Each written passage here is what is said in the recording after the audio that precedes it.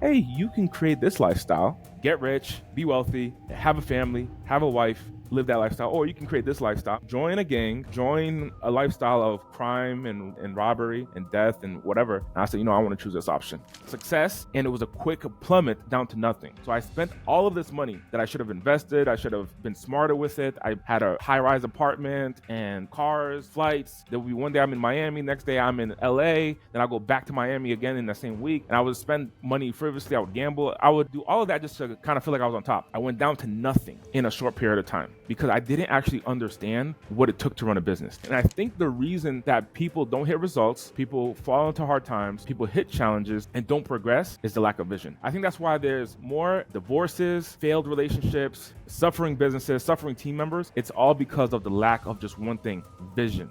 I just feel that so much in my own business journey too. Like, we go through these trials and we might all face different trials, but they're all designed to prepare us for the things that God has called us to. And I just see that so much in your story. And absolutely, the entire time you're speaking, I am thinking, this dude's relentless. Dude, I'm gonna be here for you. I got you, man. And I said, okay, great. And then as we wrap up the conversation, I said, Les, I have a question for you. One quick question. I know you're very all into the hype and stuff, and you're very motivationally, you're inspiration. You're an inspiration to many people. But do you think we can actually pull in 200 people to this event? It's under me now. It's not your event. It's under me. Do you think we could do that? And the phone goes silent. And Marley, he says, you know what? Thank you, Andy, for your time. I'm not gonna work with you anymore. I'm not interested in doing business with you. And everything we discussed, scratch it.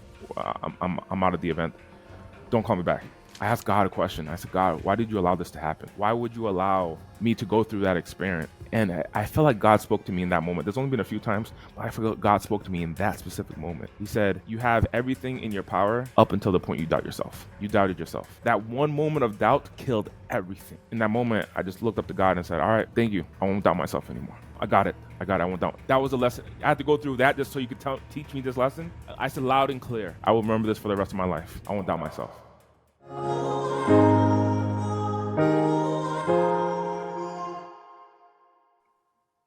All right. Welcome, everyone, to today's episode of the Leverage and Lead podcast. I am blessed enough to be joined here with my co host, Marla Harmon. And our special guest this week is Andy Audate. If you have not heard of Andy, you probably just joined HighLevel because Andy is all over the place. So, welcome, Andy. Thank you so much for joining us. Bridget, thank you so much for having me and be a part of this. Yeah, it's so Welcome, awesome. Andy.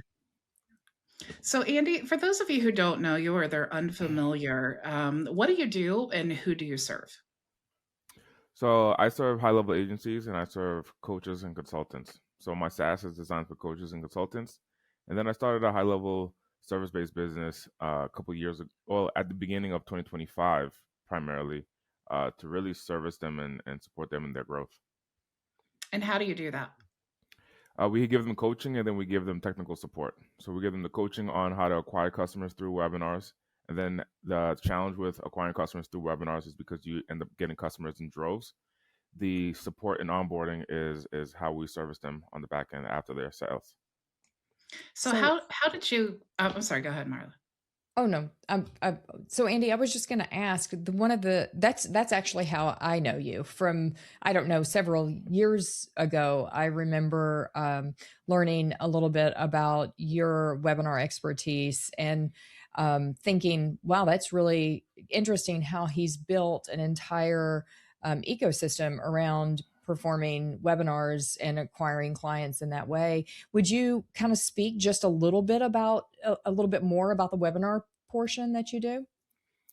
2016, 2017, 2018, between 2016 and 2020, I was hosting seminars and filling up seminars for some high profile motivational speakers and business gurus. And my job was a field sales representative going out into the field, selling tickets. And I wasn't interested in social media. Like back then, if you look at my social media, me and my counterparts, all of our social media is like, a picture of our family. And we haven't posted in 9 months, and it's a picture of our dogs. So my job was just to fill up these seminar rooms for these speakers. And then in 2019, I said, hey, I'm going to start hosting my own tours. and I'm hosting my own event under my name rather than me promoting other people's names. So I did a mini tour, and I think I did 3 or 4 cities under my name in 2019.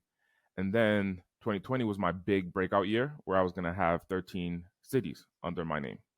And those 13 cities, the first one was March 2020 in Atlanta, Georgia. Never been to Atlanta, but I sold tickets to an event. That was Andy's breakout year. And then I called them, and I called the hotel, and I'm like, hey, I'm going to ship out the speakers and the microphones and all that stuff to your hotel. Just want to confirm the address. They said, hey, event's canceled, bro. I said, what do you mean? I just paid you guys a bunch of money. I got tickets sold. Events canceled because of the pandemic. and that 13 city tour had to figure out a pivot. And I caught wind of someone hosting their seminar on Zoom. Didn't know that was called a webinar, but they were hosting their event on Zoom, and I started hosting events on Zoom as well, and then figured out like, hey, I could do the same thing. And then my wife, well, my girlfriend at the time, but it dawned on me where one day I did a 3-day event, and it was in a spare bedroom. We got a brand new apartment just so I can host webinars. We got in that spare bedroom. I did an event, and we did like 75 grand in revenue or something around there. And I remember seeing the Stripe account, and I went to the living room, and my wife was watching Netflix with a dog. And I come out and I look at my wife, and I'm like, or my girlfriend at the time, and I'm like, I don't have to travel to do this anymore. I'm gonna master this game. I'm gonna figure out this, like, how to consistently do this, because I don't have to travel to get in hotels and flights and pay for event managers and pay for production people and so on and so forth to make the same 75 grand. I could just do it in a spare bedroom on a computer and go and have dinner with my wife that night. So that's where the journey of webinars came from. It came from the challenge of the pandemic, having to pivot, and then figuring out how to master the game. Shortly afterwards, I learned about HighLevel after doing webinars.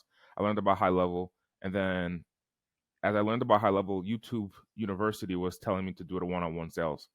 Like, hey, go call a lead, go call a plumber, and pitch him on missed call text back. And I would do that, and I would call insurance companies, I would call these different businesses, and it wasn't working for me. And I remember thinking back, like, what do I know? What's unique about me? And I was like, man, I know how to host events. I know how to get people together, and I know how to pitch from the front. So I just did that for my SaaS, and it started working out very well. So how did you get started, like managing events and working with speakers? In 2016, there's a motivational speaker. His name is Les Brown, and I joined his coaching program, or his course. And so that's 10 years ago. So it's wild to say that's a decade. But when I joined his course, and I flew down to Miami because the sales guy who was selling me the deal, I wanted to see their office. I wanted to like kind of be connected to them. And before I did the deal, it was like, I don't know, a $5,000 course. It wasn't even a big number, but I flew down there and I said, I want to see the office. I want to see your operations.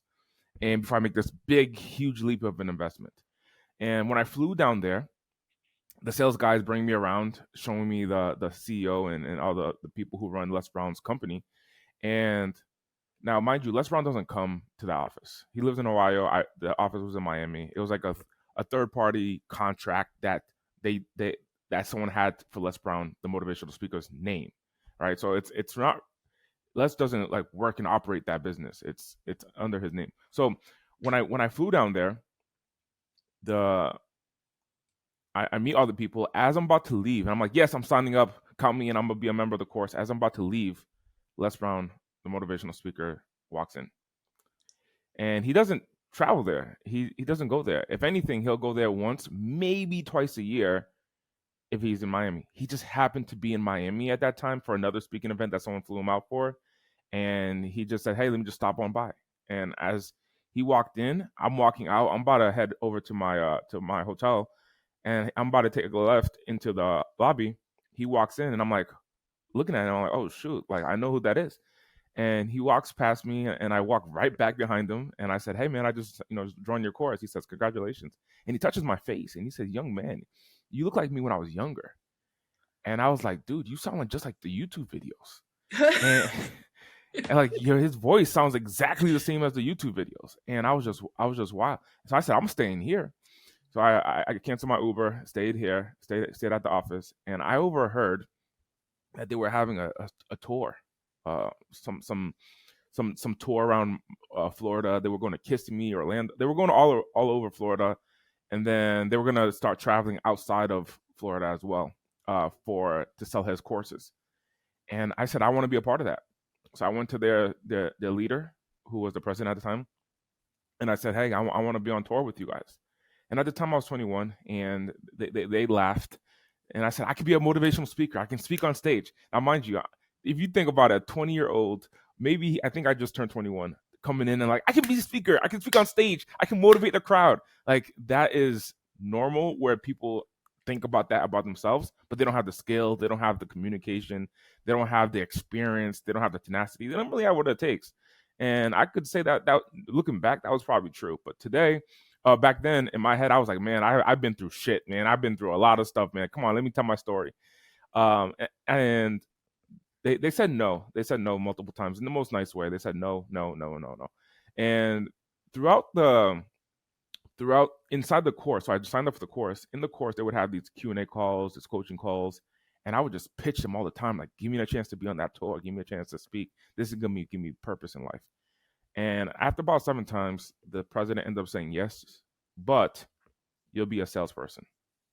If you want, you got to earn your spot, and your spot is not even on the stage. Your spot is to fill up the room, because that's what my job is. I got to start filling up the rooms. So what I'll do is I'll fly you out to the different cities ahead of time, and you'll go to different businesses, and you'll go sell tickets to the event. And I said anything to get me in. And it wasn't until like a year or two in that I ended up touching the stage, and it was through creating results. So I would sell the tickets, I would fill up events, get people in. And the way I would sell the tickets is, for example, like I would go to a car dealership. So they would have appointment setters call out to that's how this works for these gurus that you see on speaking events. It's not all Facebook ads. It's Facebook ads spend bring in a small portion of the room. The rest of the audience is done this strategy, and I'll share with you. They have appointment setters. It could be international employees, remote employees, where they call in, for example, to a car dealership, Honda and Toyota and the real estate company. And they would say, hey, I have Tony Robbins did the same thing. Grant Cardone did the same thing, where I'll come in and do a peak performance training. That was my term. We'll do a peak performance training.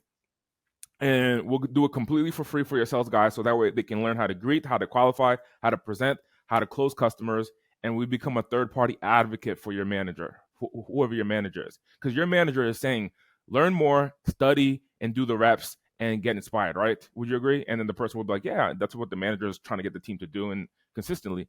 So this speaker is going to come in and do a training for you for an hour, get your guys pumped up, so that way the week, your team has tenacity to go and crush the deals. And here's what I anticipate will happen. You will see an increase and a bump up in sales. And we'll do it all for you at no cost.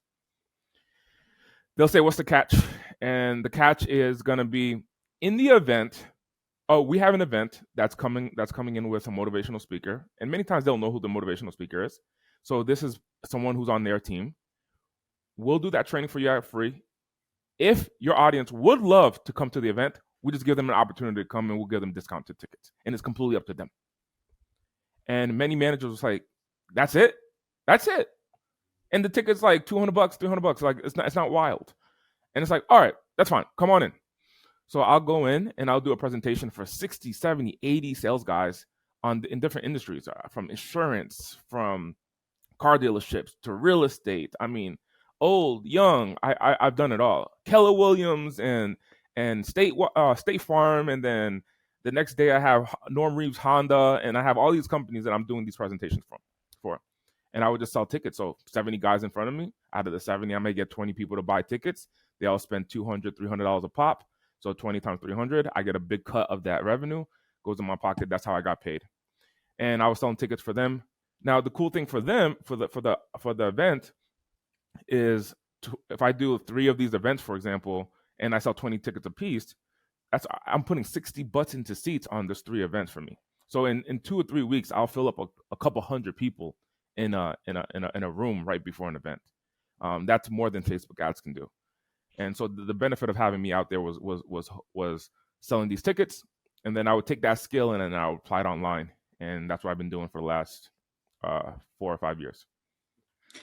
When I first started my business journey, one of my absolute favorite motivational speakers was Les Brown.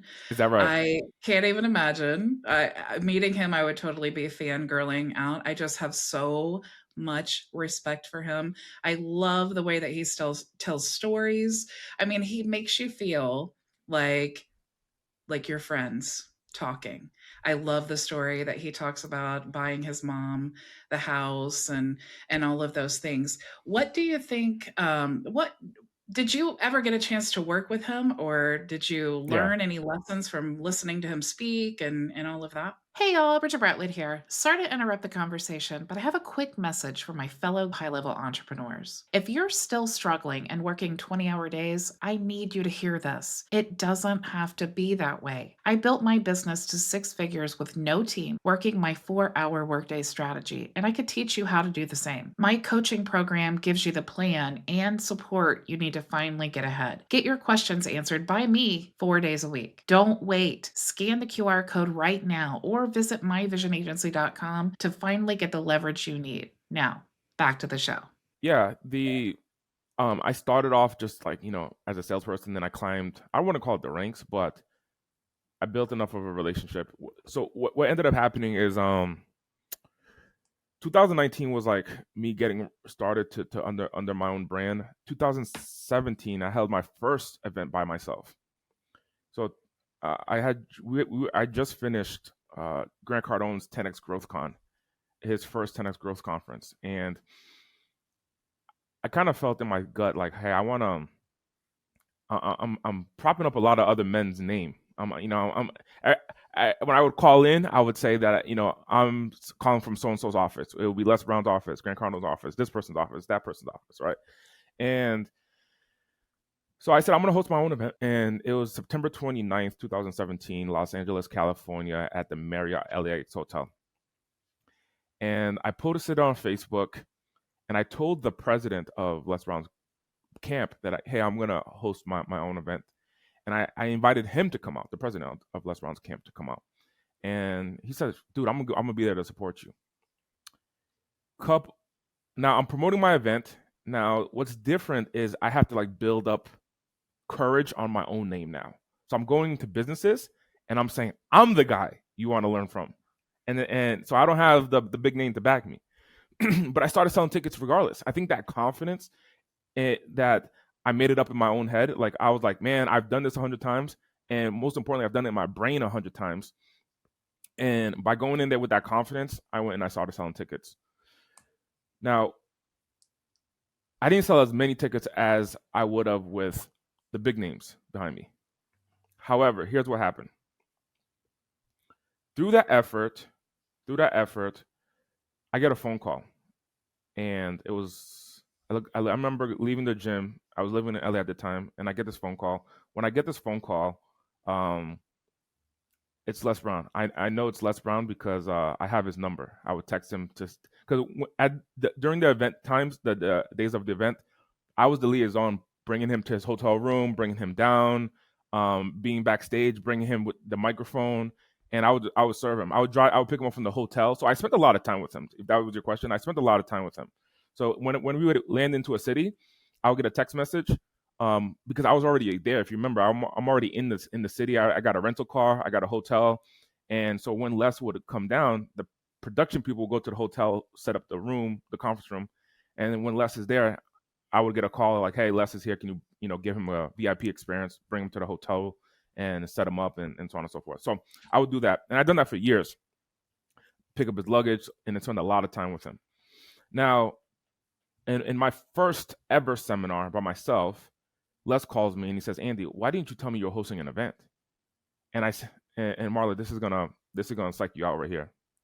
I said, Les, I didn't think you would speak at my event. Like, I don't have 70 grand to pay you. I'm 20, 22, 23 years old, hosting my first one. I don't got $70,000 just to give you for an hour keynote, brother.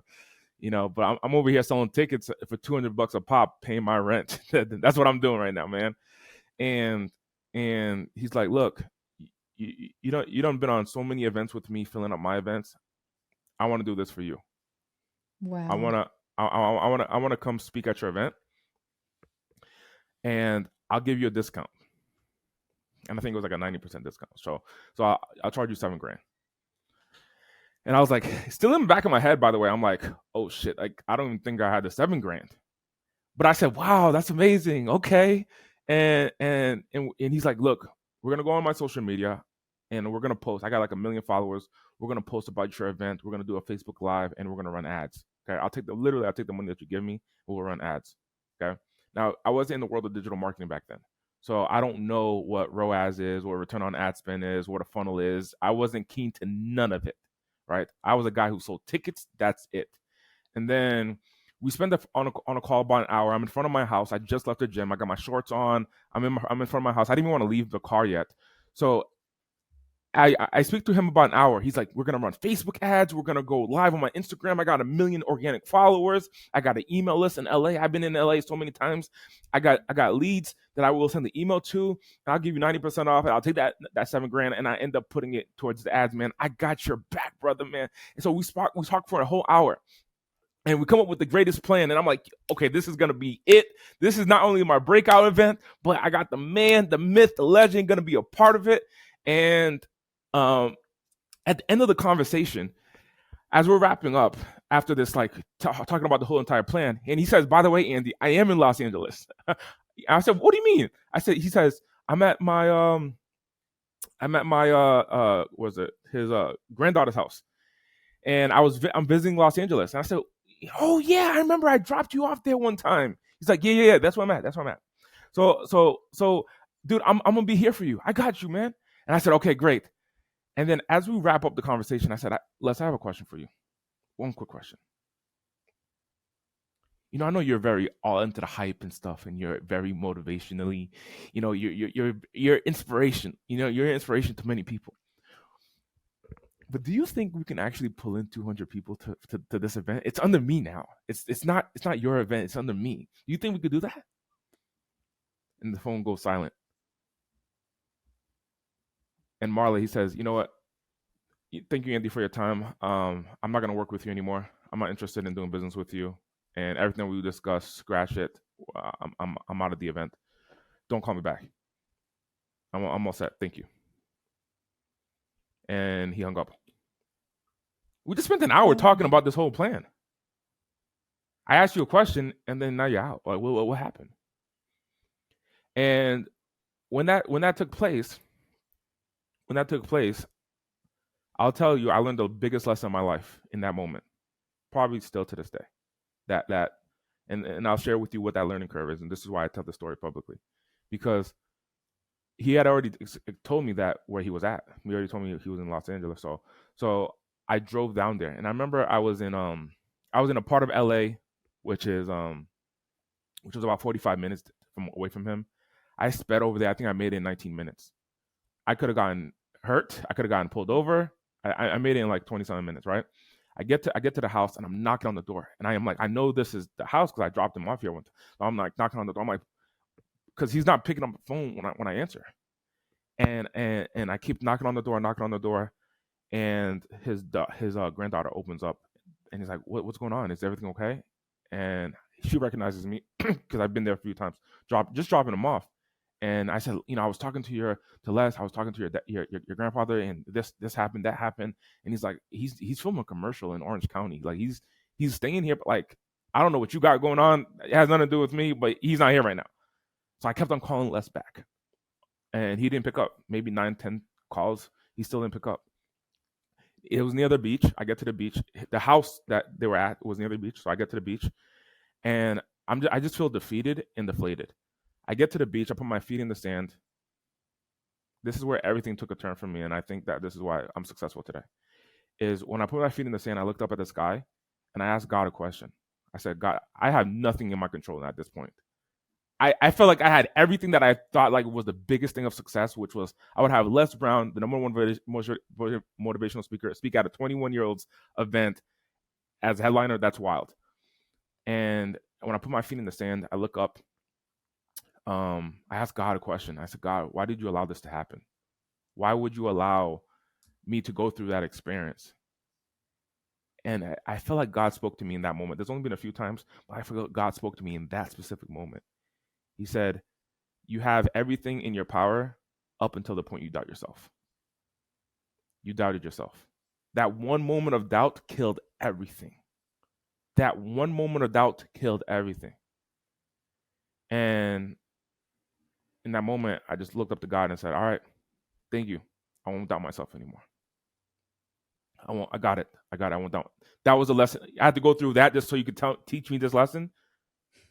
I said loud and clear, I will remember this for the rest of my life. I won't doubt myself. So I called Les one more time. He ended up picking up and he says, yeah, dude, stop calling me, bro. Like in the most professional, nicest, empathetic, fatherly way, stop calling me. Now, Les has publicly shared this, so I will explain it here. Les Brown has had a cancer he has had a cancer. And one of the things that I found in one of his talks, he was talking about how in his brain, he primarily keeps it on the positive because it keeps him alive. I didn't know and I didn't understand how your circle of influence has such an impact on you. This man is like, at the time, I think he was like 75 years old. This man, dealing with a couple decades of cancer. How is someone still alive?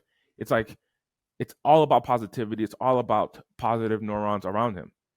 And anyone that creates any doubt, any negativity around him is opening up the portal for things that going in the direction that someone who has cancer doesn't want to go into.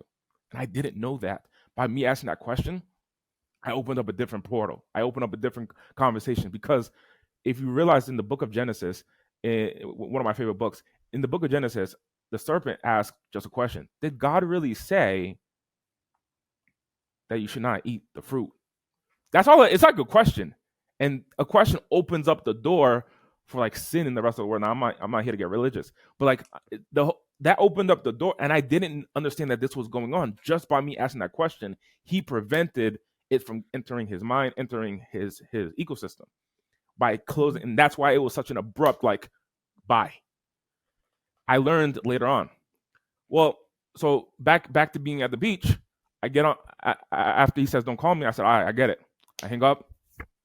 I let the president know, like, hey, bro, thank you for trying to help me out. It's not going to work out. And he said, all right. He runs his schedule. So I went back to my house and I, cleaned up, and I went back to the grind, and I went and started selling tickets day in and day out. I filled up majority of the event on my own. I would go to real estate offices. I would go close deals. I would go follow up. And any time that I would go to a door and I experienced doubt, when I would knock on a door and say, hi, I'm Andy Audate. I sell tickets for an event coming up. It's called the Sales Growth Conference by Andy Audate. And I want to show you how to sell and close deals. And if I ever had, I would go into that door. It happened so many times that I would have doubt and I would have fear that I would just do it anyway. I remember just do it anyway.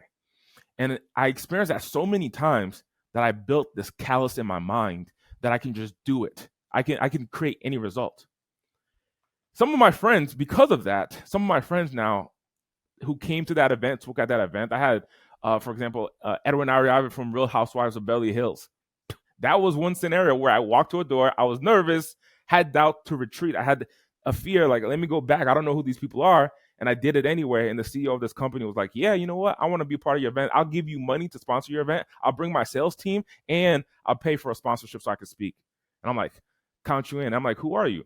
Did my little research. I'm like, you're in Real Housewives of Beverly Hills, man. That's you a player. And he gets into his Lamborghini and he's like, you want to drive the Lamborghini? I'm like, yeah, sure. And I'm over here like, this all came because of doing it anyway with doubt, through doubt. 2 weeks before the event, I get a phone call from the president of Les Brown's company. Hey, Les had a change of heart. He wants to speak at your event. I don't know what's going on. He just reached out to me. He said, hey, tell Andy I'm not going to charge him anything. I'm just going to show up. And I said, events pretty much filled up, man, at this point. But I got you. I got a spot for Les. And I looked up in the sky and I said, God, I appreciate you. You're 100% right. You're 100% right. I didn't need someone else's name to push my event. Fast forward to 3 weeks. Event day comes in. I get Les a hotel room, and his hotel room is right next to my hotel room. And on the day of the event, when I tell you success and doubt, for me, it goes hand in hand. On the day of the event, I already sold the tickets. On the day of the event, I have my buddy who's like the managing the front of the. It's only 100 something people that bought tickets, but back 100 people to come see a 22-year-old guy is wild, right? And to pay $350, $400, $500 a ticket, that's wild, right? And then on the day of the event, I go see my buddy who's managing the front desk where people register. And I'm like, how many people are here? And he's like, one. It's one guy with a suit. He's in the back of the room. So we got this whole room that's full. And I said, man, we got 12 minutes till the event starts. And there's only one guy here. I go to Les Brown's room, and I'm trying to act positive, and I'm like, hey man, you getting ready to speak? He's like, hey Andy, I just want to share with you. And he shared with me a story about one of his first speaking engagements, how it was like Bo and Barry or Bo and Larry, something like that. Like two people came to his first event, and he told me, he said, I don't care how many people are here. I just want you to know I'm here for you. I'm here to rock the stage with you. I got you. You've done so much for my community. You've done so much for the world, and you have so much belief in you. I got you. So I said, okay, thank you so much. Then I go back to the front desk and I say, hey, how many people are here? Where are we at? How many people are here? And he says, you got 4 people here now. And I'm like, dude, I'm getting nervous. I go back to my hotel room. We got about 8 minutes left. And I get back to my hotel room and I get on my knees and I pray. And I said, God, you told me not to doubt. In this moment, doubt could creep in. But God, you know what? I'm not going to doubt. You promised me a successful event. Whatever the success looks like, let's go and let's make it happen. I want to give it my all. I said, all right, God. And I appreciate that. And in the back of my mind, like doubt starts to creep in. But I'm like, you know what? Let me suppress that and just have belief. The prayer might have been only 5 minutes. True story. Maybe 5 minutes. I'm on my knees. I get up out of my hotel, and the videographer comes to my hotel room, and he's like, hey, do you want to like record any content while we're here? And I said, yeah, sure. So he says, all right, just take your suit off of the rack. Take your suit off the rack and like put it on, right? And then I said, all right. So I did all that, and I come out of the room. The videographer's following me. I come out of the room, go back to where the event is. I'm not kidding you. There's a line of like 120 people, all trying to get into the hotel room, and my buddy who's in the front desk is overwhelmed with the amount of people. And I looked up and I said, I got it. I got you. What happened is the parking lot people held everyone back for a moment. The people in the parking lot held everyone back for a moment. So people are trying to get in, and they can't. Parking lot people held everyone back. They let them in. They all piled up, and we just pushed the event 10 minutes back so people can get seated, to the point where I had to call hotel staff and say, hey, I need you to bring more chairs out. And I never shared the story like this before. I mean, I've shared the story in general, but I've never shared it like this before. And here is the event. So the videographer tells me, pull out my suit. I still got my, I'm still kind of shocked. Like, I'm like looking around. I'm like, there's people here. Like, oh shoot, like there's people here. This is the exact moment where I left and I went to go pray. This is the exact moment where I came back. And now I see people here, and I'm like, oh, there's actually people here, and the whole event was full. that's where my story really starts to take off. And all these people came out of the parking lot, and I put my hands up in the sky, and I was like, yep, this is your work, his work upstairs. And then I got all these amazing speakers coming that came out.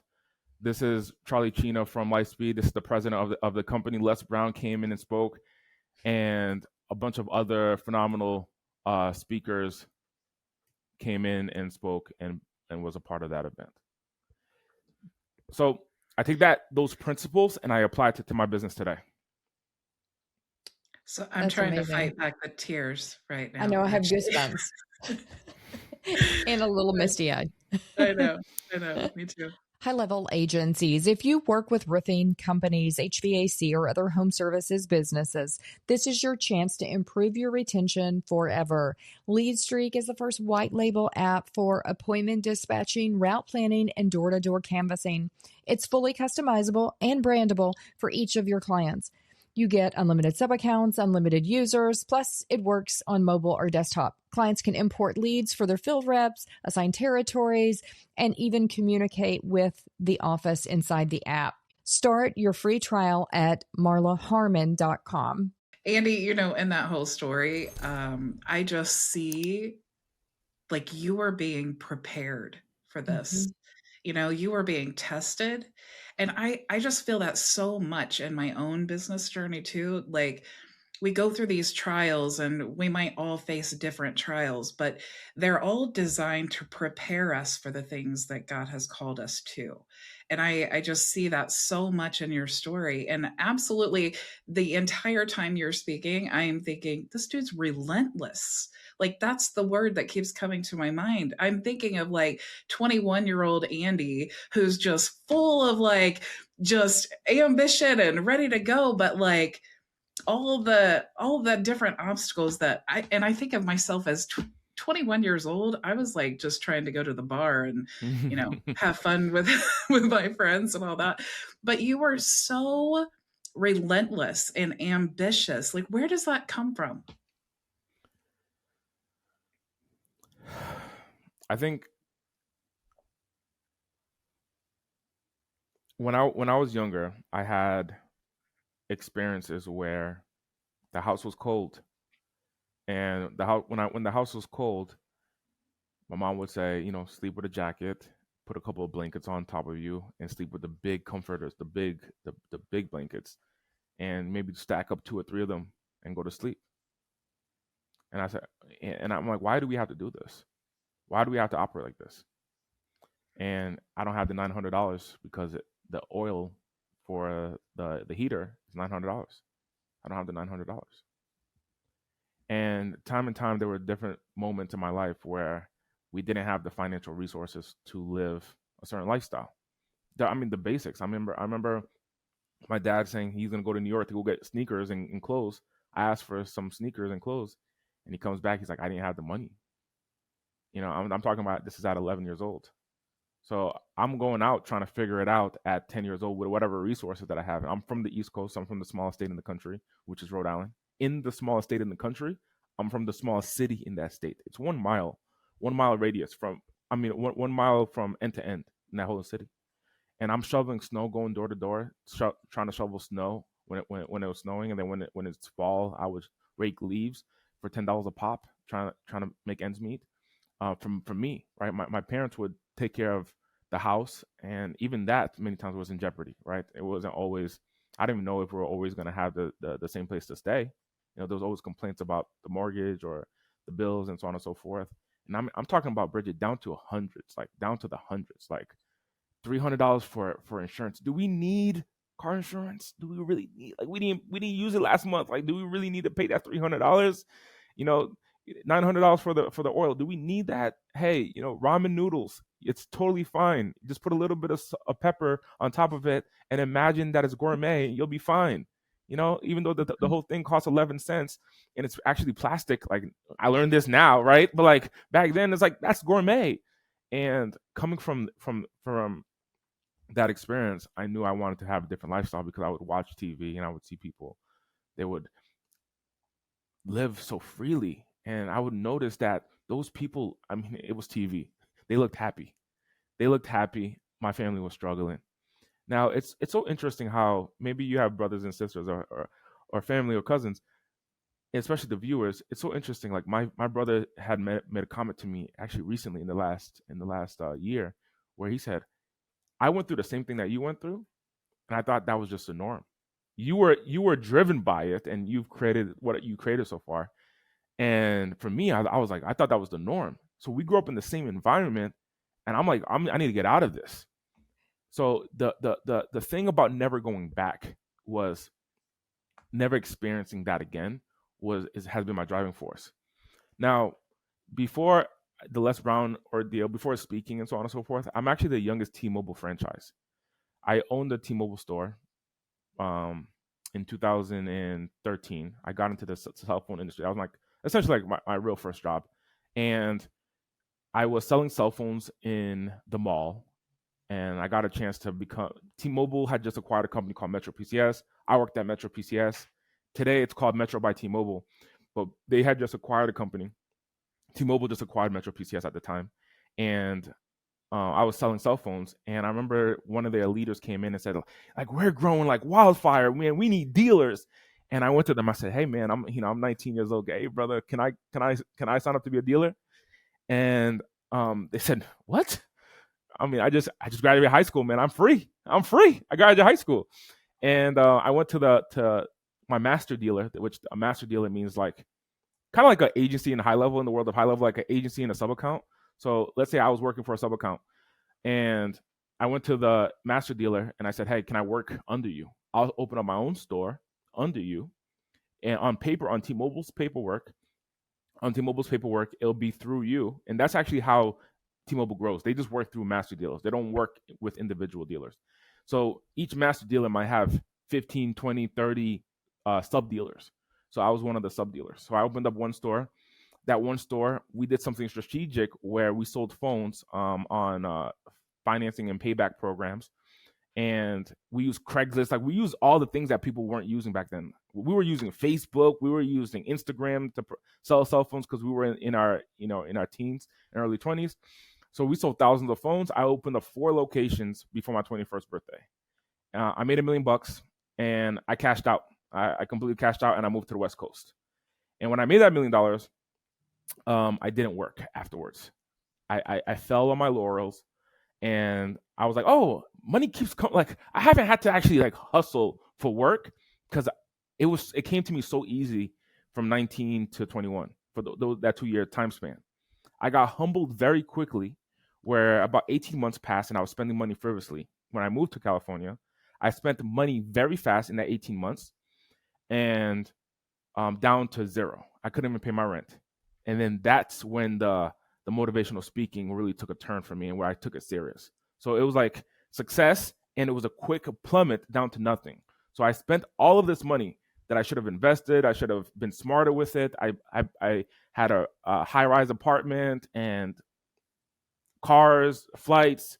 There'll be one day I'm in Miami, next day I'm in LA, then I'll go back to Miami again in the same week, and I would spend money frivolously. I would gamble. I would do all of that just to kind of feel like I was on top. I went down to nothing in a short period of time because I didn't actually understand what it took to run a business. Today, Bridget, Marla, you know what it's like to run a business, and you teach other people how to run a business. And there's principles that you got to live by. There's standards. At 19, coming up with in success that fast and I was riding a wave of T-Mobile doing their marketing and doing a push that I didn't have to drum up on my own. Technically, I didn't have to. I was riding a wave of these new iPhones that were coming out, where people wanted them kind of regardless. So I was just a distributor of them, and I made a shit ton of money. Well, then I didn't know how to handle that money. I go down to nothing after a year and a half, and in that interim is when I figured out the cell phones. And when I figured out the selling tickets. So the selling tickets, I've been doing this for the last decade. But when I went down to nothing, no money in the bank, I'm talking about, I remember swiping my card, I think at CVS, and it said decline. And that was the first time I ever saw a decline. And I didn't even know how to do bank account balancing. I didn't have QuickBooks. I didn't have anything tracking. I was just spending money. And I remember I got a decline, and I was like, what's going on? And then I looked at the account, and that's when I realized, like, bro, you actually lost. You actually don't have money. And I went to my landlord at the time and I said, hey, I'll pay this month. I got at least this month, but next month I'm gonna need a little bit of a buffer because I got to sell tickets to an event. I'm a motivational speaker now. And I said, look at this flyer. It's me and Les Brown. And the man was like, I don't know who that is. I don't care. And you got to pay rent or I'm going to do a sheriff lockout. Sheriff lockout means that they kick you out. They kick you out and they bring the police. And I said, what? I said, I'm 20 years old. I'm 21 years old. You can't do that to me. And I didn't understand the principles, Bridget, and Marla, what you teach. I didn't understand that at that time. And when I went down to nothing, it was a short period of time of having nothing because I went back into the field and I started selling tickets for Les and other speakers, my own events and so on and so forth. And I went and got funds back as possible, funds. But that uncertainty, that feeling of not being able to pay the rent, possibly being kicked out, I said, I never want to go back to it again. And to be at so high and to be at so low so fast, I now know why multimillionaires, like, they continue to work forever and ever and ever, because if that has happened to them, they're like, dude, I know I could lose it. I know it's actually possible to lose it. And I've lost it once, that I never want to lose it again. I don't care if I become a billionaire tomorrow. I'm going to be like, Bridget, let's do a webinar. Let's figure out something, because I know that it's actually possible to lose it all. And that's what continues to drive me today.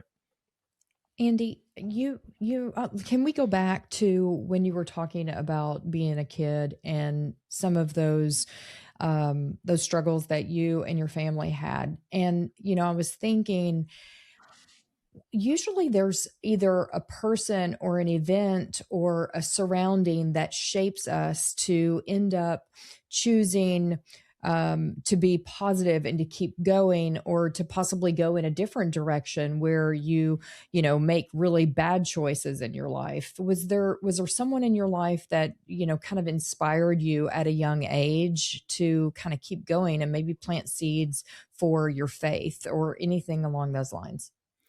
My mom was an entrepreneur. My mom was an entrepreneur, and she opened up the door for entrepreneurship. And I see, when I look at myself in the mirror, I see I'm very resilient, similar to my mom. And seeing her hustle to make ends meet for our home, where what she was selling was clothes. She was selling this scrubs, is what the nurses or doctors wear. She would sell those to nurses and doctors. And I would notice, like, there were times where she would stay in the store just to sell like one pair of uniforms that cost $65, and she would stay later to get that one customer that's going to spend $65. So just seeing that tenacity in my mom, just trying to make the ends meet and make the things work out, it really drove me to see, like, okay, this is what it takes to be successful. This is what it takes. It was on my own afterwards where I started to learn more about business. I ended up going in the closet one time and I found her books, her financial books, and I think her biggest year or her biggest month was $5,000, was $5,000. So, knowing my business now, $5,000, and like, as far as expenses goes out, like, I don't even, I probably spent $5,000 while I was in the podcast today, right? But back then, to think that my mom only made up to $5,000 in her best month, when I look at her books, I'm like, wow. But being 10, 11, 12, that push, that tenacity, it didn't matter about how much money it was. And I saw that was a driving force. Number two, my uncle, which he would talk about how he wanted to be in the NBA, and he would think different than everyone else that was around me. He was like, I got to listen to these motivational speakers. I got to listen to these positive people. I got to listen to have the right mindset. And I would listen to what he was listening to. And that's where I learned about Les Brown. And I wanted to be like Mike. Mike is my uncle. So I wanted to be like Mike. And in that pursuit of being like my uncle Mike, I started listening to these motivational speakers. And I started listening to it enough where I started to change this belief system of like what's actually possible. And I would be on my phone and I would watch these videos of people living a different lifestyle. So meaning I would sit on my phone and I would watch people living in Beverly Hills and driving a Lamborghini or driving a Porsche, and a man would pull up to his house and his family would be there and the kids are running up to him, daddy, daddy, that, and it's all love and it's happiness. And I would look up while I'm in the car. I would look up and see, oh, this guy is running away from that gang. Oh, there's a little bit of blood on the floor because someone got stomped right there. Oh, this person can't pay the bills. I lived only walking distance from the projects. I'm talking about a few feet. Cut through the woods was the projects right across. Fortunately, I was like right out of the projects, but the people I associated myself with was in the projects. I have friends today, or associates and acquaintances that are still in prison today from when I was 19 years old, from when I was 17 years old, still in prison today for stuff that they did when I was around that age. And I'm seeing the options. It's like the blue pill, red pill. I'm seeing the options. My phone, what I see online on social media, or on YouTube, what the content that I see is, hey, you can create this lifestyle, get rich, be wealthy, have a family, have a wife, live that lifestyle, or you can create this lifestyle. I remember there was a gentleman when I was like kind of like making a decision, kind of around high school. And what I mean by making a decision, I'm friends are. I have one group of friends who are saying, let's talk about getting rich. Like nobody's putting anything in practice. It's all conversation at this point. But it's like, let's talk about building businesses and doing stuff together. And then I have another friend who's like, hey man, I'm part of a gang. Like, come hang out with me. And I remember one time I hang out with this gang. I don't know how true it is. He was 14 at the time, but he's expressing about death, killings, robberies, and he's explaining like that's what his friends do. And I remember hanging out with him one time, and then I remember in the back of my head, I'm like, there's also this other option. And I said, I want to choose this option. And the conversations turned into action. So those conversations with those guys in high school, they're the guys that I ended up hiring inside the cell phone company, that we continue to have those dialogues and those conversations that ultimately turned into what I believe my thesis is in life today, which is create results, create massive results, think bigger, keep on thinking bigger. So back then, $100,000 a year was like the big thing for me, which is $8,300 a month. And then once I hit in the cell phone business, then it was like, okay, $100,000 a month. So I hit it in the cell phone business, and then it was like, okay, how do I do $2 million a year? And then how do I continue to grow and scale my business today? So I think when you choose around who your friends are, you just have different conversations. And I'm sure, like, I remember Bridget, sitting with you, right, at HighLevel's conference, right? And you were, we're sitting down and we're talking about how faith and business commingle, how those two commingle. So like, those are the types of conversations that I want to have. And it just continues to change your thesis. Everyone's that you're watching this, listen to this, the conversation that you have change your thesis, the way that you operate. Now, if you can change the operating system in your brain to be on, to realize what's possible, your results start to change. So for me, a lot of friends that I grew up with are single, have baby mama drama, that kind of world. But today I'm a married man with children. And so I live because the conversation that I had was, how do you get married? How do you operate a business and make it all work? We live in the same environment, we live in the same world, but we can have completely different results. So the more conversation that you have. So mind you, in high school, we're talking about 16 years ago. In high school, the conversations were, I think I was at a breaking point here, because I can join a gang, I can join a lifestyle of crime and robbery and death and whatever, or I can join conversations that are about success. And at 16 years old, and that's what I wish for my daughter, at 16 years old, the person that I wanted to be, although my bank account didn't show it, in my mind, I saw it. I saw myself traveling. Like, I just came back from Asia a week and a half ago. I fly business class there. I lay on a bed on the plane. I fly for 14 hours there. I land and I meet with my leadership team that lives in Asia. And we have our annual planning for 2026. And the 16-year-old version of me saw that already. I already saw that happening, where I was traveling internationally. I've already experienced that. Today I have a daughter. I have a 5-month-old, and I have a wife today. Before I married my wife, before I have my child, I've already witnessed in my brain what my life was going to be like, which was, hey, we're going to fly. I don't want to fly you in the back of the plane. I want to fly you in the front of the plane. How much does that cost? It costs $5,000 a ticket. I said, okay, so I need to have a business that can afford this. And I told my wife this when she was my girlfriend, and I'm like, that could have been why she married me. I don't know. But But the whole point, I share with her the vision of where we're going. And I think the reason that people don't hit results, people fall into hard times, people hit challenges and don't progress is the lack of vision. I think that's why there's more divorces, there's more failed relationships, suffering businesses, suffering team members. It's all because of the lack of just one thing, vision. If somebody on the leadership team, if somebody in the home could have a vision that's so big that everyone else could fit into that vision, and they could be the crazy one. They could be like, how in the world do you think you can make that happen? How in the world do you think you can possibly make that happen? You're the crazy one. But then ultimately, over time, as you start progressing, it's like, I knew that you could. And what's going to happen is that you're going to attract different people that are on a similar wavelength that also wants to experience that. Even if you don't have the results today, that's also wants to be able to experience that. And then that's when you form your leadership team around your life and you have those conversations. Andy, what lessons did you learn, especially about your circle of friends and your circle of influence after the T-Mobile, or after you lost all your money and you found yourself, now you've got to move back up the ladder?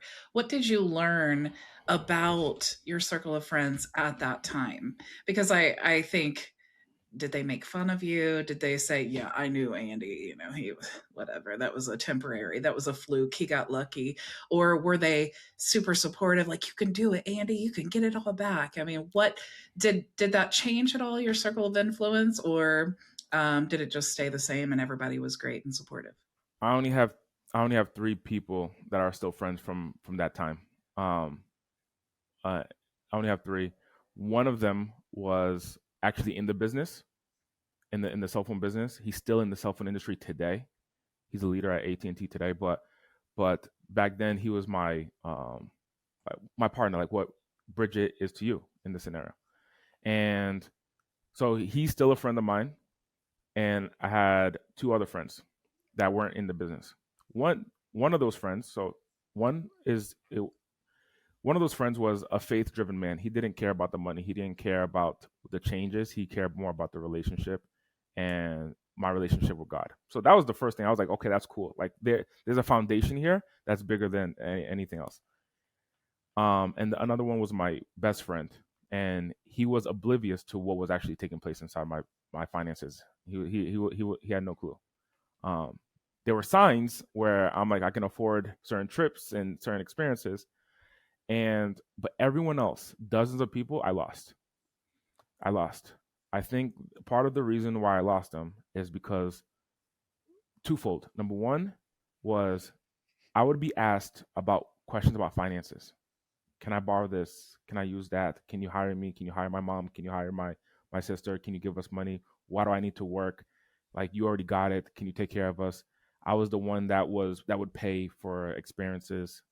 Hey, we're out on Friday. Like, I got you. The tab is X. I got this, and so on and so forth. And I realized that those weren't friends. They were taking advantage of me. Now, I had a sense of belief that anything was possible. Those 3 friends that I still have today, the conversation that we had was all about possibilities. What is possible for us? The friends that are no longer friends, the conversations were about other people. So-and-so, Bridget's doing this, Marla's doing that, John's doing this, John's doing that, all about other people rather than about possibilities. So those people, they live, in my experience and what I saw, they lived in a fairy tale of what could happen, and I took action and made it happen. And so ultimately we lost connection, we lost relationship. And when I made enough money, I ended up moving, and I moved to LA thinking that LA was going to be a place where everyone's happy. I thought everyone was happy. Have you ladies been to Los Angeles? No, No, because it looks like everybody's not happy. I thought when I looked on social media, I was like, everyone's smiling. This is amazing. No. And it's so funny because it's like, what is your perspective? Like, what is like, I made it all up, because when I landed, I remember sending text messages and photos. I said, everybody's here is happy. Everyone's smiling. And my brain was conditioned to just see people smiling. because I already made the assumption that everyone in California was happy.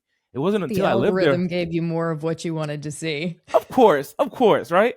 And I think my internal algorithm also showed that, right? If someone was frowning, I wouldn't put attention to them. But when somebody was happy, I was like, yeah, see, I'm proven right. This person's smiling. And ultimately I lived there long enough to realize, like, no, there's Skid Row, there's people that are broke, that, you know, people can't pay their bills. It's tough, man. And I was living in a fairy tale. And unfortunately, I didn't have to. I financially, I was around cool people. And then it wasn't until I hit rock bottom again that I was like, oh, does not last forever. And effort has to be continuous. You can't put in a year of effort and be like, okay, I'm gonna retire now. I'm out. I'm done.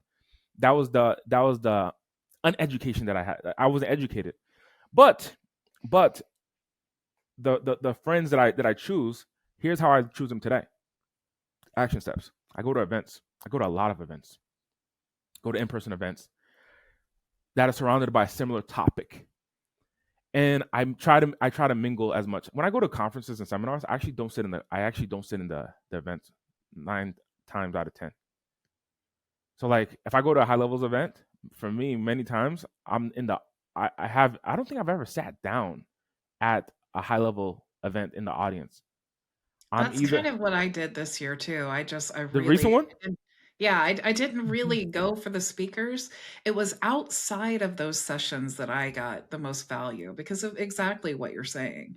It's so empowering to have people in your circle that are doing exactly what you're doing. Maybe a different path, different goals, but being able, like when you said, "Oh, it's kind of like an agency account," when you know I'm a sub account. When you said that, I was thinking only people in this community would understand that reference. It's just so nice to talk to people who actually understand the journey and also what it is that you're working on and talking about. Go to those. If you're watching this, go to those events. You know, go to those events, in-person events, seminars. If Marla and Bridget host them, show up. The opportunity is in the show up, whether it's online, whether it's in person, and then just sit down and connect and just talk. And what happens, you start picking and choosing, and you start relating with people, and you start saying, oh, I think the same way you think. Okay, you know, then you got business relationships forming, and then you got, you know, my wife was my wife before I met her. She was an attendee at one of my seminars, and she was a front row attendee. And true story, actually, when I was 24 years old, I started to ponder about getting married. Like, you know, maybe I want to settle down one day. And I was watching how Tony Robbins met his wife. And this is why I tell you, you can create anything you want in your life. I'm talking about anything that you want, like anything that you want. It is so true. If you just have that belief, and then when doubt creeps, you listen to your belief more than you listen to your doubt. I think anything. I just sat down with my wife, but I'll share with you how I met her. I just did an exercise. I think anyone here who's married or wants to be married or has a business partner, you guys had to have this conversation. And I'll share with you. But before that, 24 years old, I'm watching Tony Robbins and his wife Sage on a video podcast thing that they're doing. And I said, I was curious, how did they meet? I watched the video, and Sage was at one of Tony Robbins' events. And I said, wow, I want to experience like that. I don't want to meet my wife like at a bar. I mean, I don't go to a bar, but like, I don't want to meet my wife at a bar. That would be cool to meet her at a conference or at a seminar. And a couple months later, I had an opportunity to host an event. This was an event with some big name speakers that were very popular in the Los Angeles area. And I asked them to speak, and they said, yeah, I'll speak. I got your back. I'll speak. And so I had to commit to bringing an audience in front of them. And so there was a lot of doubt creeping in over that time. And I did it anyway. And I committed to like bigger conference rooms, bigger contracts, bigger terms, and so on and so forth. And in the interim, one of the speakers, he had a business so one of the speakers is Alex Hormozi's mentor. So if you're familiar with Alex Hormozi's journey, he got into the gym space and he launched a 6-week challenge. Well, that was from someone named Sam Bakhtiar. Sam Bakhtiar is Alex's mentor.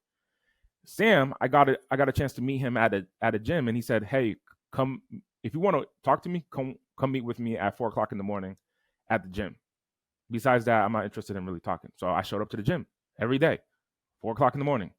And it took an hour for me to get there from where I lived in LA. So I met him one time, and then next thing you know, I'm working out with him at the gym. And I said to Sam, hey, would you speak at my event? He's one of the big speakers that I had to come. He has 100 gyms that he owns, launching, and he operates with the 6-week system. That 6-week system is what Alex Hormozi took and launched to other gyms across the world, and that's what launched Gym Launch. Well, neither here nor there. I'm at the gym talking to Sam, and I said, man, I'm in my 20s, man. You know, you're married. Like, let's talk about marriage. This is where we talked about relationships and just having conversations. So we talked about marriage. We talked about that life, and he talked to me about the ups and the downs of marriage. I said, one day I want to be married, man. The Tony Robbins video comes on, like I mentioned at the beginning. I watched that, and I declared that would happen to me. I declared that would happen to me, that I would meet my wife at a seminar. Didn't know what seminar, didn't know when. I could be 30, I could be 40, I could be 50, whatever. And so I said, Sam, I would love to have you speak in a whim. In the gym session, I said, Sam, do you want to send some of your top leaders in your company? I'll give them all free tickets. You have 100 gyms. Bring the people who are in California, give them an opportunity to come to the event.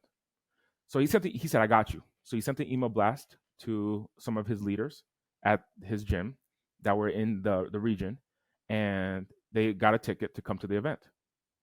My girlfriend, my wife now, just started with that company. She just became a director, and she got the email. She said, I'm gonna go see the CEO of the gym company. I want to go see him speak. Didn't know who I was. It was all about the CEO. So she came, she sat front row, and next thing you know, I lock eyes with her. I'm speaking in a room, and this lady is looking at me like this. Like, she's like, she's looking at me. That looks like a young Les Brown. And she went and she bought a book. I wrote a book, and she bought that. She bought my courses. So ladies, listen to this. She was a customer before she became a girlfriend. But she bought my stuff. That to me tells me that there's a little bit of belief in there. It wasn't like, I believe in you verbally. It's like, I put up my money. She became a subscriber. I had a coaching program. She subscribed to it. And then from there, we just started talking. And I said, I'll cancel your membership, your subscription. However, I would love to go to the gym with you and work out with you and bring you to my world. And she came into my world. Thank you so much. She came into my world, and one thing led to another. We started dating, and then pandemic happened right after. And I said, we're in lockdown. And what should have taken 7 years of experience happened in a couple of months because we were in the middle of a lockdown. We talked a lot about family, we talked a lot about life, and so on and so forth. So I declared and manifested. I declared my wife when I was 24 years old. Seeing Tony and Sage gave me a perspective of what it could be, and I was clear like what it could be. I was open to it not being that, but you can create whatever you want in life. The last thing I want to share with you, Bridget and Marla, is this exercise that me and my wife did.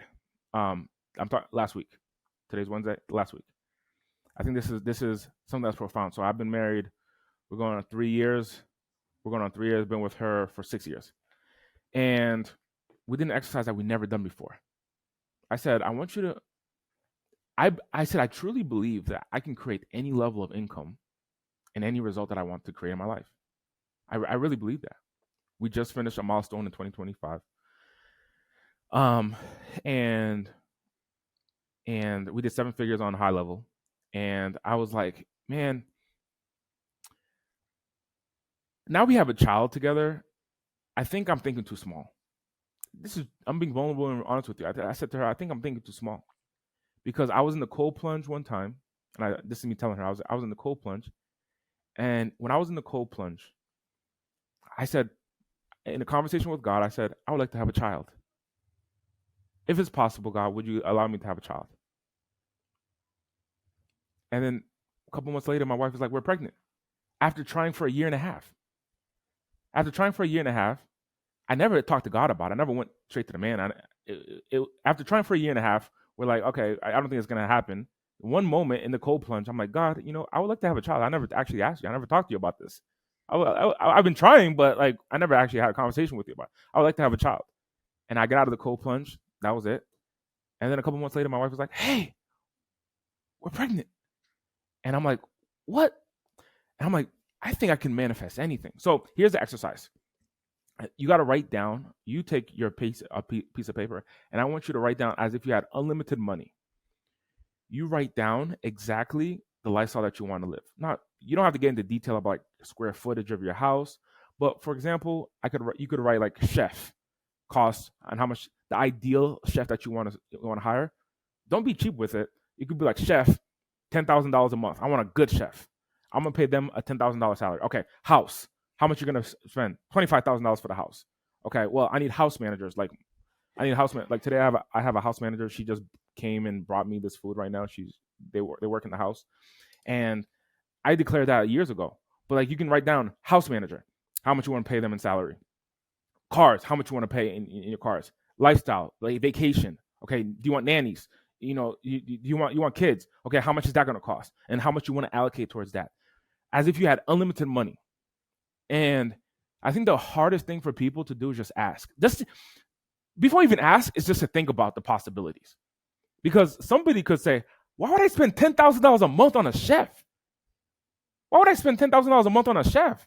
But like, would you allow yourself just the possibility of thinking of the ideal lifestyle for yourself? So I said to my wife, I wrote down mine in detail. So I said, okay, for the dog, this much we're gonna allocate towards the dog. Man, I want the dog to be groomed twice a week. I want the dog to have the best life. I got a little puppy. I said I want the dog to have the best life. Okay, I want these certain cars plus a buffer. So I put down my number. I want a vacation every single month. I want to have 1 week vacation, and this is how much I'm gonna put vacation every 4 weeks. All right, boom, this $1,000. So I kept on adding it all up as if I had unlimited money, and then I went down to the bottom, and I just tallied all up. Okay, I wrote down my number and I tallied all up. Then I reverse engineered my current business. How much money do I take home from my business? How much money my business makes? And I reverse engineered how much my business needs to generate for me to make that lifestyle. Then I then calculated, okay, how many subscribers do I need to have? Okay, and how much was my ARPU, my average revenue per user? How much revenue per user? And I'm like, okay, well, I can't be selling $97 subscriptions on HighLevel. Okay, that's not going to work for me with my lifestyle. So I need to be more strategic. Okay, I got to increase the average revenue per user to X thousands of dollars. To make that happen, I got to add this service on top of it. So my mind started to think differently. In the last week, I just built an onboarding sequence, an onboarding system for agencies, for example, and including my business, that is all automated without people. And I'm going to test it. But it all came from allowing myself to think about what could be. Not saying it is. Then I went to my wife and I said, hey, babe, I want you to do the exercise. I had her write down her numbers. I'll tell you, ladies, I was nervous. I was like, this could be the moment that I find out that my wife has a different vision than me. Because I'm over here talking about, like, I want to live with this extravagant lifestyle. And then she could saying, I want to live on a farm with ducks, and I want a well with water. I want to get my own water in the well. And what I found out is that we were actually neck and neck. We were very close. And I took a bigger sigh of relief. That was the big sigh of relief because I could have learned something that I didn't want to learn. So that opened my eyes. Number one.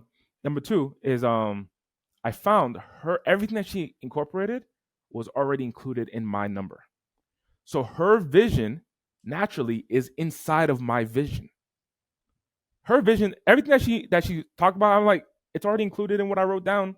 Plus, I wrote a lot more. So everything that you want, I can incorporate in my vision.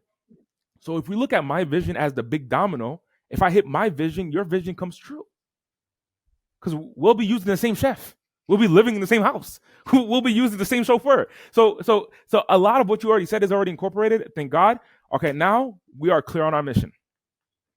As soon as we we wrote that down. I just walked away. She walked away. She went to bed, whatever. The next day, she's like, hey, I'm looking at some real estate. I think we should invest. Listen, this is the plan that I have. And it was all because of just daring to ask. Now she's having a conversation with somebody who has some real estate property, that wants to get rid of the real estate property for nothing, just wants to get rid of it for nothing. And my wife has done over 150 fix and flips. So now just by asking, the conversation and your brain starts to circulate to identify what are the opportunities to make that happen. I went to my team on Monday. Today's Wednesday. 2 days ago, 48 hours ago, I went to my team and I explained this to them. My accountant was on the call and I said, this is the revenue goal that I have. And he says, I don't know how you're going to do that. I have no idea. I said, I didn't ask you. You give me historical data. I said, every time that I've given you a number, you've always challenged it. Every time I give you a number, in the last 5 years, I had the same accountant. In the last 5 years, every time that I gave you a number, you've always challenged it. And we hit that number, and he's like, that's what you hired me for. You hired me to be realistic. I'm like, you're right. Thank you for that. So he keeps me grounded. He's like a coach. He keeps me grounded because like I could go off crazy numbers and spend crazy money, but he's like, hey, stay right here. But I went to my team and I said, I want you guys to dream big. Dream your biggest. I got one guy who's like, and I want to buy this huge compound for my entire family, and I want to do it based off of my salary. I'm like, dude, that's a couple $100,000. If you're gonna get that from this company, this is what needs to be true. Your retention needs to be like this. He calculated his retention needs to be 0.01%. I said, your churn needs to be 0.01%. That means like 99.9% of customers that we acquire stay with us for years.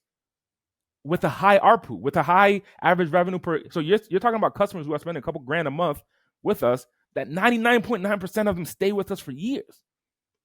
And we need to acquire thousands of them. And he's like, I get it. So right now, in the last 48 hours, he's rebuilding our onboarding sequence. Just because I dared to ask about a big vision for me. Trickle down to my wife.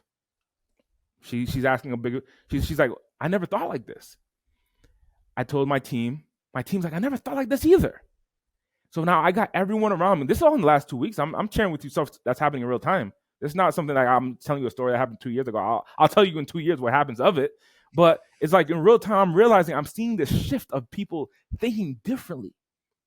Of people, one of my sales team members, she's like, man, I need my own appointment setters at this point. I need dedicated to me in order to hit my goal. She's like, I want to buy a house. I'm like, you want to go buy a house? Go buy. When do you want to buy a house? She's like, I want to buy a house in 9 months. As if I started from scratch with zero income, all for my commission, not including my salary, all for my commission in sales. I want to buy a brand new house. And I'm like, where's the house? She's like, I already took a picture of it. I already know what the address is. And I'm already in communication with the realtor. I just had this whole conversation all in the last week. What is possible for you? Listen, whoever's listening to this, whatever is possible for you, I dare you, just ask. Just take the moment and just ponder on it. Because it sucks when you think small and you hit the goal. And you're like, man, I hit the goal. I hit the goal. I hit it. And then you're like, then what? Then what? It's so funny that you say that, Andy, because I just was talking to Matt DeCino, and he was saying at the summit, and he was like, Bridget, you're our highest, or you're our top affiliate. And I was like, no, I don't want to be the top affiliate, because then what am I going to do? It was so eye-opening for me that it's like, wow, my goals are really so small. It's really crazy. But Andy, I love that shows how powerful you are in essence, because if you're like, hey, if I can knock that out in such a short period of time, what is your ceiling? What is that breaking point? And I think what happens is we get stuck on a smaller ceiling, a smaller target, and we spend a year to advance, when if we just focus on something much bigger, even if we hit half that, we would surpass our current target.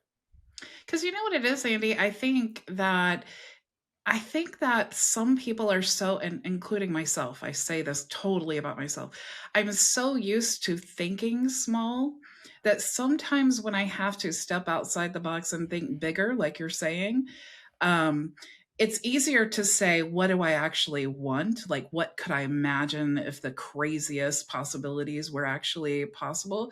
That's easier because it feels kind of like dreaming than saying anything is possible. Because then when I think of a $10,000 house manager, I'm still stuck in paycheck to paycheck, Bridget, where I'm like, $10,000. Oh my gosh, that's like, look, I could pay off this debt and I could do this. And so you totally, it's like when you level up in your business and your life, it's like you do have to level up your thinking, which is like a growth exercise all on its own. I'll share that. I think I when we talk about, I had a friend who was on tour with me when I was in the world of selling tickets, and he heard that you have to think big. So he would go around and he would say, "I'm a billionaire in the making," and he would say, for example, like I would say, "What's your income goal?" And he'll be like, $99.5 billion, right? And he would just say it, and for some maybe it works, but there was no plan. Now today, um, he he has still yet to make a way of any progress, and he was just saying it.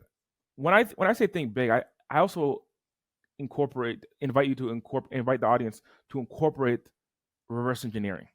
So for example, on my paper, so last night, so this is my paper based off of the conversation that I shared with my wife and my team.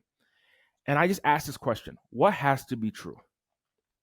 What has to be true? Like whatever your biggest thinking, if you can reverse engineer that number and just keep on adding expenses that service your life. I mean, I incorporated giving money to my church. I incorporated giving money to my family, retiring my parents, like a bunch of stuff, right? And then I just asked that question, like, what has to be true? Here's what I noticed, and I'll make the statement now of what's coming to happen.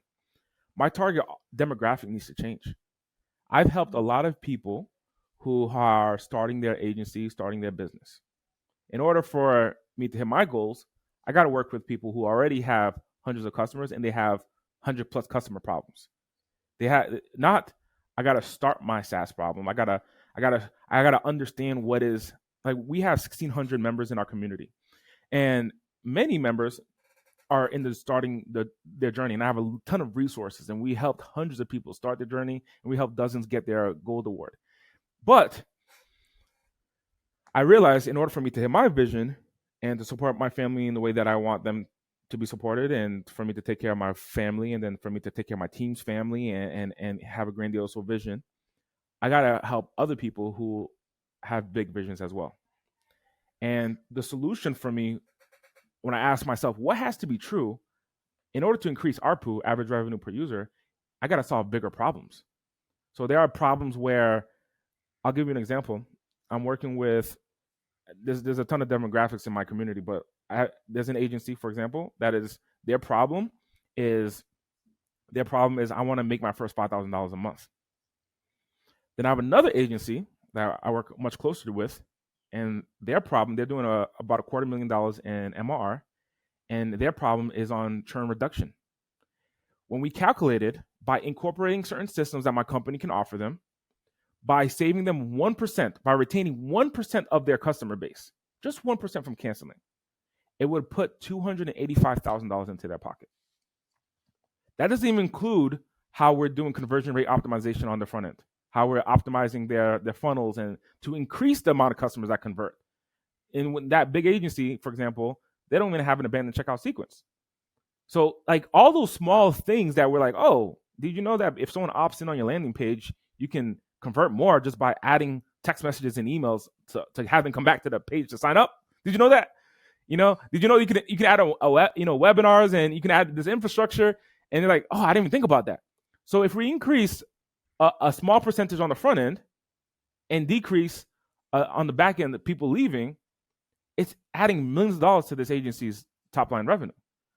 So when I look at the problems that I'm solving on the smaller agency, like to get to $5,000, I think at this point there's enough free content that I've created to help someone get to $5,000 in revenue.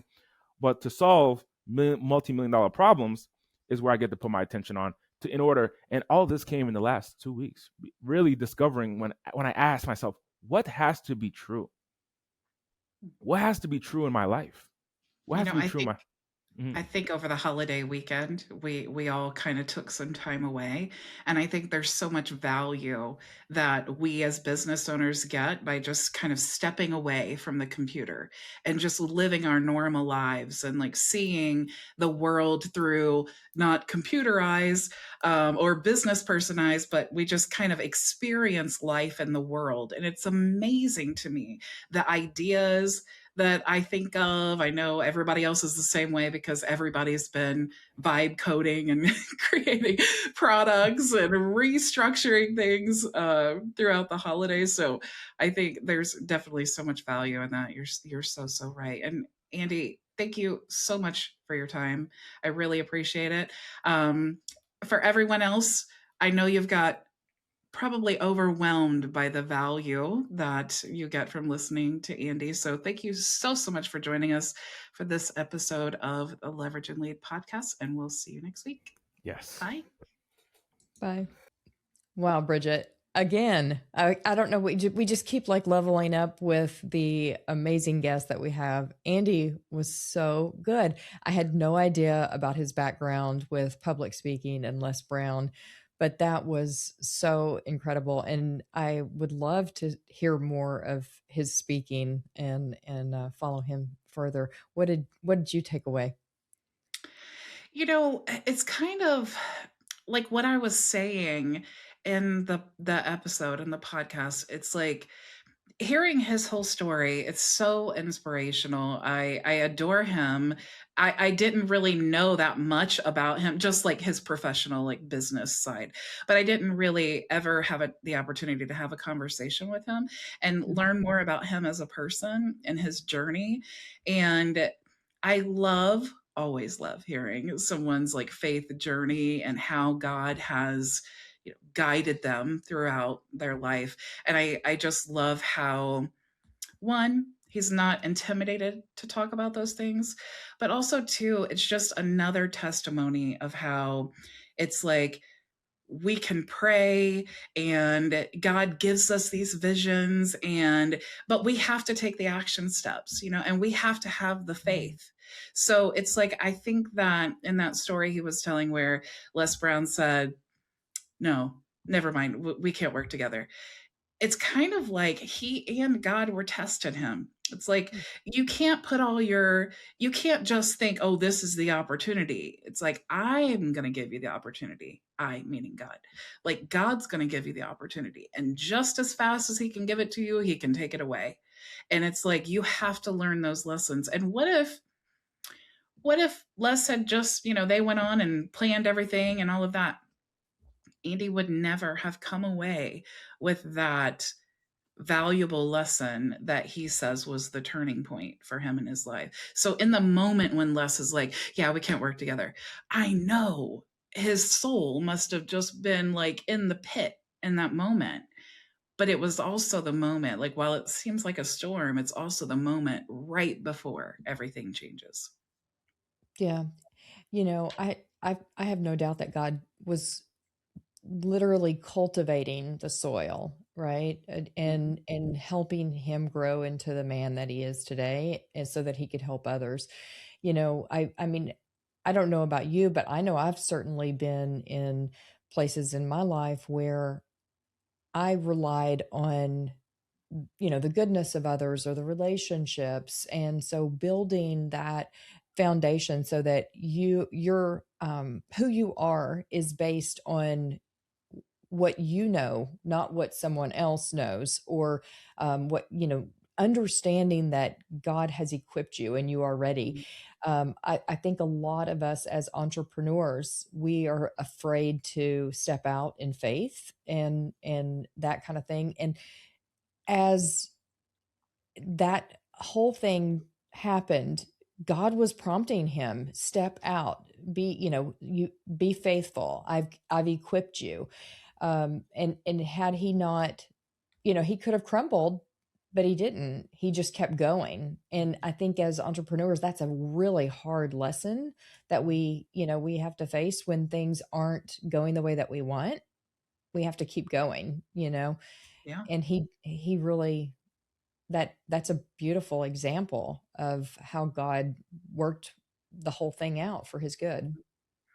And he, like I was saying, the word relentless, he just was absolutely relentless in his search or his climb for the vision that he had for his life and pursuit. That's the word I was looking for. He's relentless with his pursuit. And, I feel like that too. Honestly, I remember times in my business where I was like, am I wrong about this online thing? Like, could I really build a business from home? Or is this like one of those, like, oh yeah, like it doesn't happen to real people type of, I remember so many times like sitting in that fear of, is this really going to work out? But so many times I would tell my husband, if it doesn't, I will literally feel like I am in the twilight zone where nothing that I ever believed makes sense anymore. I just could not see a life not doing this. I couldn't comprehend it. Yeah. So I definitely had that relentless pursuit for sure. Tenacity. Did you have the relentless pursuit, Marla? I did. I would just kind of say, like, I feel like as entrepreneurs, if are business owners, you kind of always have to have that. I mean, don't get me wrong. There are days or even weeks where you experience, setbacks, or you are, you've got to struggle. But the part of being an entrepreneur is that you just keep going. Like, that is ingrained in you to keep going. And I don't know, like for me, goals are always, to me, being an entrepreneur is kind of like have you ever seen a dog race where the dog is chasing the rabbit? To me, that is it's almost the epitome of business. You're constantly chasing a rabbit. And like, if you reach the goal, that, you push your goal out, keep going, like keep pushing your goal. And so that's, to me, it's like a dog chasing a rabbit. You never you should never get to the end. Mm-hmm. Oh my gosh. Could you imagine if you did though? It would be so boring. It's like when Matt said, oh, you're our top affiliate. And I was like, no, yeah, I don't know. You got to have something to strive for, right? I don't know how to accept that. Yeah.